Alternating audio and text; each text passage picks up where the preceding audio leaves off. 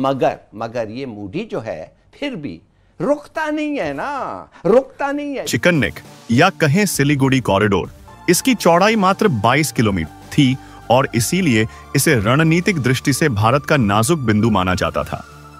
लेकिन अब खबर यह है कि भारत ने इस कॉरिडोर की चौड़ाई बढ़ाकर लगभग 60 किलोमीटर कर दी है।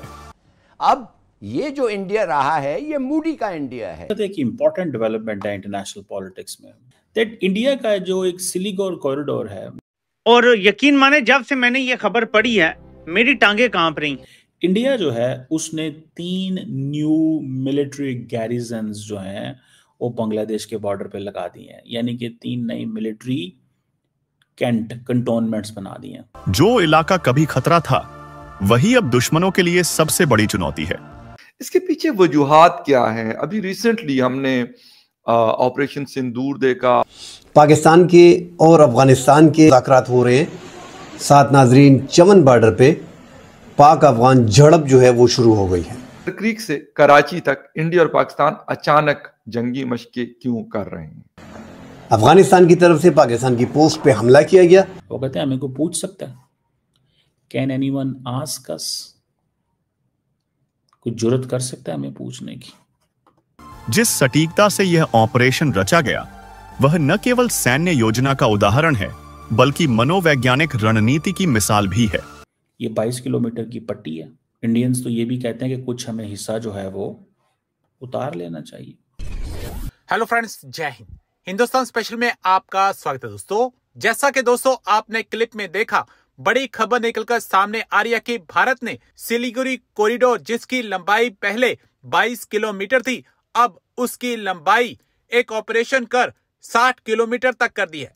दूसरी तरफ भारत ने बांग्लादेश से लगी अपनी संवेदनशील सीमा पर 3 नई सैन्य चौकियों गैरिसन स्थापित की हैं।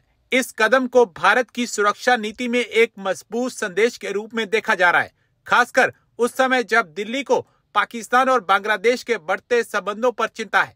नई चौकियां दुबरी के पास बामुनी, किशनगंज और चोपड़ा में बनाई गई हैं। ये अब पूरी तरह चालू हो चुकी है और सेना व सीमा सुरक्षा बल के लिए फोर्स मल्टीलेयर की तरह काम करेगी। इनका उद्देश्य 4096 किलोमीटर लंबी भारत बांग्लादेश सीमा में मौजूद सुरक्षा खामियों को भरना और किसी भी संभावित घुसपैठ या आपात स्थिति में तत्काल कार्रवाई सुनिश्चित करना है। एक इंपॉर्टेंट डेवलपमेंट है इंटरनेशनल पॉलिटिक्स में, और वो डेवलपमेंट ये है, not in international politics but a regional politics I would say, but yes internationally भी आप कह लें इसको, दैट इंडिया का जो एक सिलीगुड़ी कॉरिडोर है जो कि 22 किलोमीटर वाइड एक स्ट्रिप है, जो कि इस इंडिया के नॉर्थ में जो वेस्ट बंगाल है जिसको उसमें उसके अंदर इंडिया कहता है जी ये बड़ा वल्नरेबल है। तो इंडिया जो है उसने 3 न्यू मिलिट्री गैरिजन्स जो हैं वो बांग्लादेश के बॉर्डर पे लगा दी हैं, यानी कि 3 नई मिलिट्री कंटोनमेंट्स बना दी हैं। ये बहुत बड़ी डेवलपमेंट है बिकॉज दे बिलीव कि पाकिस्तान और बांग्लादेश के ताल्लुकात बहुत बेहतर हो रहे हैं, एंड दे ऑल्सो बिलीव कि बांग्लादेश के अंदर जो तब्दीली है this is going to be long term. चौथी चीज इंडिया को ये पता है कि हमारा जो अभी तक डायलॉग बांग्लादेश के साथ हुआ है, it is not fruitful, it is not encouraging, and it has not ended on any note where the relations could be normalized or where the relations can get normalized.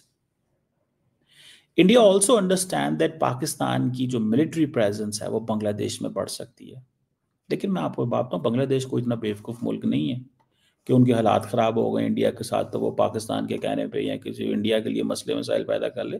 Pakistan तो बहुत दूर बैठा हुआ। द क्वेश्चन इज कि India Bangladesh के साथ अपने मामलात क्यों खराब करेगा? ये 22 किलोमीटर की पट्टी है। इंडियंस तो ये भी कहते हैं कि कुछ हमें हिस्सा जो है वो उतार लेना चाहिए, हमें कुछ हिस्सा उतार लेना चाहिए। उतार लेना कैसे चाहिए कि भाई आप जो है वो कह दो कि ये हमें किसी ने पूछ लेना है। वो कहते हैं हमें को पूछ सकता है, कैन एनीवन आस्क अस, कुछ जुर्रत कर सकता है हमें पूछने की। कोई हमें पूछने की जुर्रत कर सकता है कि जनाब क्या होगा और क्या नहीं होगा?